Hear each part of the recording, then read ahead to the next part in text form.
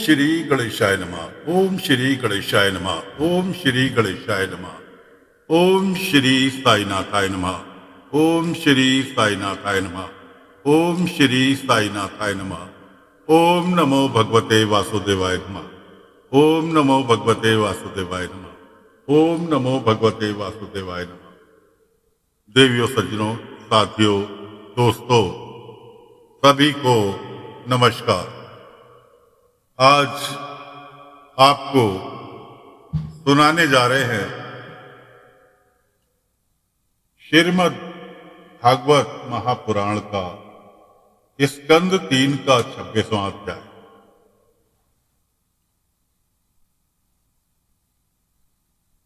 तो श्री भगवान ने कहा, माता जी यानी कपिल भगवान ने अपनी मां को उपदेश दे रहे हैं, माता जी, अब मैं तुम्हें प्रकृति आदि के सब तत्वों के अलग अलग लक्षण बतलाता हूं। इन्हें जानकर मनुष्य प्रकृति के गुणों से मुक्त हो जाता है। आत्म दर्शन रूप ज्ञान ही पुरुष के मोक्ष का कारण है और वही उसकी अहंकार रूप हृदय ग्रंथि का छेदन करने वाला है, ऐसा पंडित जन कहते हैं। उस ज्ञान का मैं तुम्हारे आगे वर्णन करता हूं। यह सारा जगत जिसमें व्याप्त होकर प्रकाशित होता है, वह आत्मा ही पुरुष है।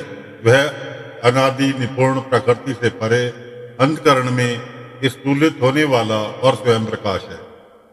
उस सर्वव्यापक पुरुष ने अपने पास लीला विलास पूर्वक आई हुई अव्यक्त और त्रिगुणमयी का वैष्णवी माया को स्वेच्छा से स्वीकार कर लिया। लीलापरायण प्रकृति अपने तत्वादि गुणों द्वारा उन्हीं के अनुरूप प्रजा की सृष्टि करने लगी। यह देख पुरुष ज्ञान को आच्छादित करने वाली उस आवरण शक्ति से मोहित हो गया, अपने स्वरूप को भूल गया। इस प्रकार अपनों से भिन्न प्रकृति को ही अपना स्वरूप समझ लेने से पुरुष प्रकृति के गुणों द्वारा किए जाने वाले कामों में अनेक ही कर्ता मानने लगा। इस कर्तव्य विमान से ही अकर्ता, स्वाधीन, साक्षी और आनंद स्वरूप पुरुष को जन्म मृत्यु का बंधन एवं परतंत्र की प्राप्ति होती है। कार्य रूप शरीर, कारण रूप इंद्रिय तथा कर्ता रूप इंद्रियादि राष्ट्र देवताओं में पुरुष जो अपनेपन का आरोप कर लेता है, उसमें पंडित जन प्रकृति को ही कारण मानते हैं तथा वास्तव में प्रकृति से परे होकर भी जो प्रकृतितस्त हो रहा है, उस पुरुष को सुख दुख के भोगने में कारण मानते हैं। देवहूति ने कहा, पुरुषोत्तम, इस विषय के स्थूल सूक्ष्म कार्य जिनके स्वरूप हैं तथा जो इनके कारण है, उन प्रकृति और पुरुष का लक्षण भी आप मुझे बताइए। क्या आपने जो बताया मेरी समझ में नहीं आया। श्री भगवान ने कहा, जो त्रिगुणात्मक अव्यक्त नित्य और कार्य कारण रूप है तथा स्वयं निर्विशेष होकर संपूर्ण विशेष धर्मों का आश्रय है, उस प्रधान नामक तत्व को ही प्रकृति कहते हैं। 5 महाभूत, 5 तन्मात्रा, 4 अंतकरण और 10 इंद्रिय, इन 24 तत्वों के समूह को विद्वान लोग प्रकृति का कार्य मानते हैं। पृथ्वी, जल, तेज, वायु और आकाश, ये 5 महाभूत हैं। गंध, रस, रूप, स्पर्श और शब्द, ये 5 तन्मात्र माने गए हैं। श्रोत, त्वचा, चक्षुर, रसना, नासिका, वाक, पाणी, पाद, उत्पद और पायु, ये 10 इंद्रियां हैं। मन, बुद्धि, चित्त, अहंकार, इन चारों के रूप में एक ही अंतकरण अपनी संकल्प, निश्चय, चिंता और अभिमान रूपा 4 प्रकार की वृत्तियों से लक्षित होता है। इस प्रकार तत्व ज्ञानी पुरुषों ने सगुण ब्रह्म के सन्निविष्ट स्थान इस 24 तत्वों की संख्या बताई है। इसके सिवा जो काल है, वह 25वां तत्व है। कुछ लोग काल को पुरुष से भिन्न तत्व मानकर पुरुष का प्रभाव अर्थात ईश्वर की संहार कारिणी शक्ति बताते हैं, जिससे माया के कार्य रूप देही में आत्मत्व अभिमान करके अहंकार से मोहित और अपने को कर्ता मानने वाले जीव को निरंतर भय लगा रहता है। मनुपुत्री,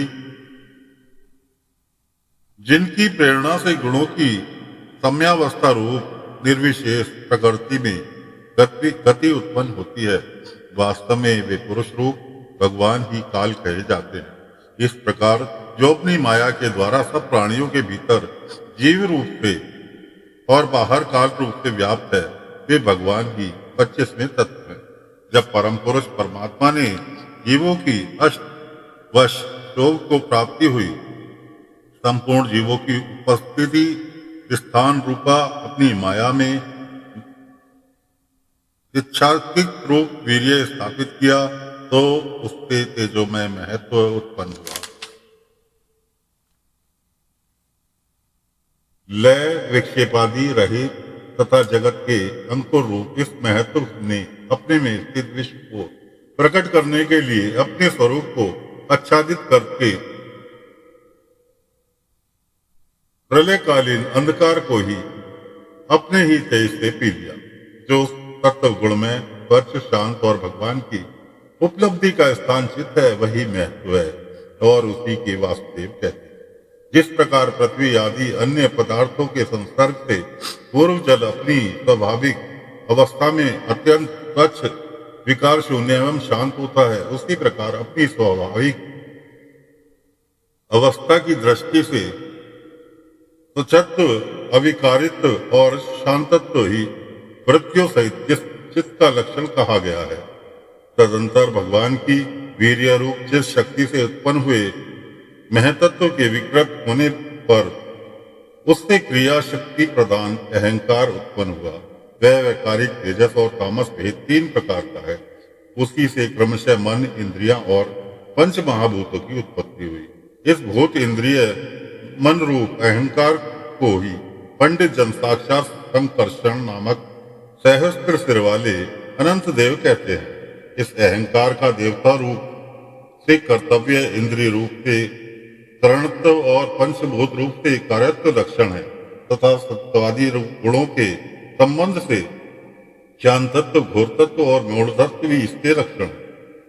उपरोक्त 3 प्रकार के अहंकार में वैकारिक अहंकार व्यकृत होने पर उससे मन हुआ, जिससे संकल्प विकल्यों से कामनाओं की उत्पत्ति होती है। यह मन तत्व इंद्रियों के अधिष्ठा अनिरुद्ध के नाम से प्रसिद्ध है। योगी जन शरतकालीन नीलकमल के समान श्याम वर्ण वाले इन अनिरुद्ध जी की शनय शनय मन को वशीभूत करने के लिए आराधना करते हैं।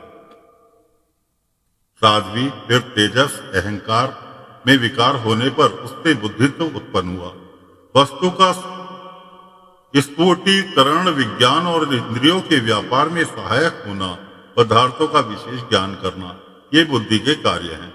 वृत्तियों के भेद से संशय, विपर्य, विपरीत ज्ञान, निश्चय, स्मृति और निंद्रा भी बुद्धि के ही लक्षण है। यह बुद्धित्व ही प्रबुद्ध मन है। इंद्रिया भी तेजस अहंकार के कार्य हैं। कर्म और ज्ञान के विभाग से उनके कर्मेंद्रिय और ज्ञानेंद्रिय 2 भेद हैं। इनमें कर्म प्राण की शक्ति है और ज्ञान बुद्धि की। भगवान की चेतना शक्ति की प्रेरणा से तामस अहंकार के विकृत होने पर उससे शब्द मात्र का प्रादुर्भाव हुआ। शब्द मात्र से आकाश और शब्द का ज्ञान कराने वाली श्री त्रेंद्रिय उत्पन्न हुई।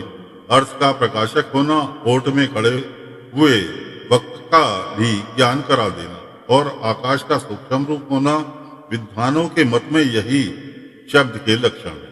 भूतों को अवकाश देना, सबके बाहर भीतर वर्तमान रहना और प्राण, इंद्रिय और मन का आश्रय होना, ये आकाश के वृत्तीय रूप लक्षण है। फिर शब्द मात्र से कार्य आकाश में काल गति से विकास होने पर स्पर्श मात्र हुआ और उससे वायु तथा स्पर्श का ग्रहण कराने वाली त्वगिंद्रिय उत्पन्न हुई। कोमलता, कठोरता, शीतलता और उष्णता तथा वायु का सूक्ष्म रूप होना, ये स्पर्श के लक्षण है।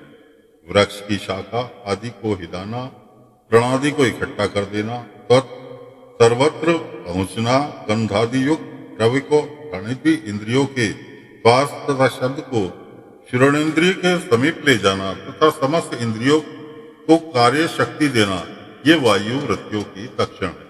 तदंतर देव की प्रेरणा से स्पर्श तंत्र मंत्र विशिष्ट वायु के विकृत होने पर उससे रूप मात्र हुआ तथा उससे तेज और रूप को उपलब्ध कराने वाली नेत्रांद्र का प्रभुभाव हुआ। साध्वी वस्तु का आकार को बोध करना, गौण होना, द्रव्य के अंग रूप से प्रतीत होना, द्रव्य का जैसा आकार, प्रकार और परिमाण आदि हो उस रूप में उपलक्षित होना तथा तेज का स्वरूपभूत होना, ये सब रूप तंत्र मात्र की वृत्तियां हैं। चमकना, पकाना, शीत को दूर करना, सुखाना, भूख प्यास पैदा करना और उसकी निवृत्ति के लिए भोजन एवं जलपान करना, ये तेज की वृत्तियां हैं। फिर देव की प्रेरणा से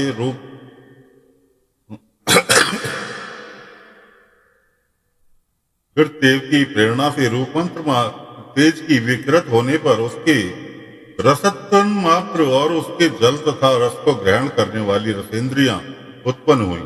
रस अपने शुद्ध रूप में एक ही है, किंतु अन्य भौतिक पदार्थों के सहयोग से वे कसैला, मीठा, तीखा, कड़वा, खट्टा और नमकीन आदि कई प्रकार का हो जाता है। गीला करना, मिट्टी आदि को पिंडकार बना देना, तृप्त करना, जीवित रखना, प्यास बुझाना, पदार्थों को मृत्यु देना, ताप की निवृत्ति करना और उपाधि में निकल लिए जाने पर भी वहां बार बार पुनः प्रकट हो जाना, ये जल की वृत्तियां। इसके पश्चात देव प्रेरित रस स्वरूप जिसके विकृत होने पर उससे गंध मात्र हुआ और उसके पृथ्वी तथा गंध को ग्रहण करने वाली घ्राणेन्द्रिय प्रकट हुई। गंध एक ही है तथापि परस्पर मिले हुए द्रव्य भागों को न्यूनाधिकारता से मिश्रित गंध, दुर्गंध, सुगंध, मृदु, तीव्र और अमल आदि अनेक प्रकार का हो जाता है। प्रतिमा से रूप की ब्रह्म की साकार भावना का आश्रय होना, जल आदि कारण तत्वों से भिन्न किसी दूसरे आश्रय को अपेक्षा किए बिना ही स्थित रहना, जल आदि अन्य पदार्थों का धारण करना, आकाश आदि का आवेशित होना तथा परिणाम विशेष से संपूर्ण प्राणियों को, गुणों को प्रकट करना, ये पृथ्वी के कार्य रूप लक्षण है। आकाश का विशेष गुण शब्द जिसका विषय है वह श्रवणेन्द्रिय है। वायु का विशेष गुण स्पर्श जिसका विषय है यह त्यागेंद्रिय है। तेज का विशेष गुण रूप जिसका विषय है वह नेत्रेंद्रिय है। जल का विशेष गुण रस जिसका विषय है रसनेन्द्रिय। ये पृथ्वी का विशेष गुण गंध जिसका विषय है उसे घ्राणेन्द्रिय कहते हैं। वायु आदि कार्य तत्वों में आकाश आदि कारण तत्वों के रहने से उनके गुण भी अनुगत देखे जाते हैं। इसलिए समस्त महाभूतों के गुण शब्द, स्पर्श, रूप, रस और गंध केवल पृथ्वी में ही पाए जाते हैं। जब महत्व, अहंकार, पंचभूत ये 7 तत्व परस्पर मिल सके, पृथक पृथक ही रह गए, तब जगत के आदिकरण श्री नारायण ने काल, अदृश्य और सत्व आदि गुणों के सहित उसमें प्रवेश किया। फिर परमात्मा के प्रवेश से शुद्ध और आपस में मिले हुए उन तत्वों में से एक जड़ अंड प्रकट हुआ। दोस्तों, ये कथा आपको पहले भी जब संसार की उत्पत्ति की विष्णु भगवान ने, तो ये 5 तत्व जो थे जल, अग्नि, वायु, इन सब के अंदर एक दूसरे से मिलने की शक्ति नहीं थी, तो खुद ही विष्णु भगवान ने उनके अंदर प्रवेश किया, तब जाके ये 5 तत्व सार्थक हो पाए। फिर परमात्मा के प्रवेश से शुद्ध और आपस में मिले हुए उन तत्वों में एक जड़ अंड उत्पन्न हुआ। उस अंड से एक विराट पुरुष की अभिव्यक्ति हुई। इस अंड का नाम विशेष है। इसी के अंतर्गत श्री हरि के स्वरूप वो 14 भुवनों का विस्तार है। ये चारों ओर से क्रमशः एक दूसरे से 10 गुने जल, अग्नि, वायु, आकाश, अहंकार और महतत्व इन 6 आवरणों से घिरा हुआ है। इन सब के बाहर 7वां आवरण प्रकृति का है। कारण में जल में स्थित उस तेजमय अंड से उठकर उस विराट पुरुष ने पुनः उसमें प्रवेश किया और फिर उसमें कई प्रकार के छिद्र किए। सबसे पहले उसमें मुख प्रकट हुआ, उसके बाद वाकेंद्रिया, उसके अनंतर वाक का अधिष्ठा अग्नि उत्पन्न हुआ, फिर नाक से छिद्र नथुने प्रकट हुए, उससे प्राण सहित घ्राणेन्द्रिया उत्पन्न हुई। घ्राण के बाद उसका अधिष्ठा वायु उत्पन्न हुई। तत्पश्चात नेत्र गोलक प्रकट हुए, उसके बाद चक्षु इंद्रिया प्रकट हुई, उसके अनंतर उसका अधिष्ठा सूर्य उत्पन्न हुआ। फिर कानों के छिद्र प्रकट हुए, उसके इंद्रिय नोत्र, उसके अभिमानी देवतागण प्रकट हुए। इसके बाद उस विराट पुरुष के त्वचा उत्पन्न हुई, उससे रोम, मूछ, दाढ़ी तथा सिर के बाल प्रकट हुए और उसके बाद त्वचा की अभिमानी औषधियां उत्पन्न हुई, अन्न आदि। इसके पश्चात लिंग प्रकट हुआ, उससे वीर्य और वीर्य के बाद लिंग का अभिमानी अपोदेव जल उत्पन्न हुआ। फिर गुदा प्रकट हुई, उसके बाद अपान वायु और अपान के बाद उसका अभिमानी लोगों को भयभीत करने वाला मृत्यु देवता उत्पन्न हुआ। तदंतर हाथ प्रकट हुए, उसके बल और बल के बाद हस्तेंद्रिया अभिमानी इंद्र उत्पन्न हुआ। फिर चरण प्रकट हुए, उनसे गति, और फिर पदेंद्रिया का अभिमानी विष्णु देवता उत्पन्न हुआ। इसी प्रकार जब विराट पुरुष की नाड़ियां प्रकट हुई तो उसने रुधिर उत्पन्न हुआ और उससे नदियां हुई। फिर उसके उदर यानी पेट से प्रकट हुआ, उससे क्षुब्धा पिपासा की अभिव्यक्ति हुई। फिर उदर का अभिमानी समुद्र देवता उत्पन्न हुआ। तत्पश्चात उसके हृदय प्रकट हुआ, हृदय से मन का प्रकाट्य हुआ, मन के बाद उसका अभिमानी देवता चंद्रमा हुआ। फिर हृदय से बुद्धि और उसके बाद उसका अभिमानी ब्रह्मा हुआ। तत्पश्चात अहंकार और उसके अनंतर उसका अभिमानी रुद्र देवता उत्पन्न हुआ। इसके बाद चित्त और उसका अभिमानी क्षेत्रज्ञ प्रकट हुआ। जब ये क्षेत्रज्ञ के अतिरिक्त सारे देवता उत्पन्न होकर भी विराट पुरुष को उठाने में असमर्थ रहे तो उसे उठाने के लिए क्रमशः फिर अपने अपने उत्पत्ति स्थानों में प्रवेश होने लगे। अग्निवाणी के साथ मुख में प्रवेश किया, फिर इससे विराट पुरुष न उठा। वायु ने घृणेन्द्रिय सहित नासिका में प्रवेश किया, फिर भी विराट पुरुष न उठा। सूर्य के चक्षु सहित नेत्रों में प्रवेश किया, तब भी विराट पुरुष न उठा। दिशाओं में श्रवणेन्द्रिया के सहित कानों में प्रवेश किया, तब भी विराट पुरुष न उठा। औषधियों ने रोमों के सहित त्वचा में प्रवेश किया, फिर भी विराट पुरुष न उठा। जल ने वीर्य के साथ लिंग में प्रवेश किया, तब भी विराट पुरुष न उठा। मृत्यु ने आपान के साथ गुदा में प्रवेश किया, फिर भी विराट पुरुष न उठा। इंद्र ने बल के साथ हाथों में प्रवेश किया, परंतु उससे भी विराट पुरुष न उठा। विष्णु ने गति सहित चरणों में प्रवेश किया तो विराट पुरुष न उठा। नदियों ने रुधिर के सहित नाड़ियों में प्रवेश किया, तब भी विराट पुरुष न उठा। समुद्र ने क्षुब्धा पिपासा सहित उदर में प्रवेश किया, फिर भी विराट पुरुष न उठा। चंद्रमा ने मन के सहित हृदय में प्रवेश किया, तो भी विराट पुरुष न उठा। ब्रह्मा ने बुद्धि सहित हृदय में प्रवेश किया, तब भी विराट पुरुष न उठा। रुद्र ने अहंकार सहित उसी के हृदय में प्रवेश किया, तो भी विराट पुरुष नहीं उठा। किंतु जब चित्त के अधिष्ठा क्षेत्रज्ञ चित्त के सहित हृदय में प्रवेश किया तो विराट पुरुष उसी समय जल से उठकर खड़ा हो गया। किंतु जब जिस प्रकार लोक में प्राण, इंद्रिय, मन और बुद्धि आदि चित्त के अधिष्ठा क्षेत्रज्ञ की सहायता के बिना सोए हुए प्राणी को अपने बल से नहीं उठा सकते, उसी प्रकार विराट पुरुष को भी वे क्षेत्रज्ञ परमात्मा के बिना नहीं उठा सके। अतः भक्ति, वैराग्य और चित्त की एकाग्रता से प्रकट हुए ज्ञान के द्वारा उस अनंतरात्मा स्वरूप क्षेत्रज्ञ की इसी शरीर में स्थित जानकर उसका चिंतन करना चाहिए। तो साथियों, इस अध्याय का मूल उद्देश्य यह है कि आपका शरीर पंच तत्वों से बना हुआ है। इसी में सभी देवी देवता वास करते हैं। कि जो भी कार्य करें, जो भी पूजा पाठ करें, जिस भी देवता का चिंतन करें, सच्चे दिल से करें, तभी आप मनो इच्छा, मनोकामना पूर्ण हो सकती है।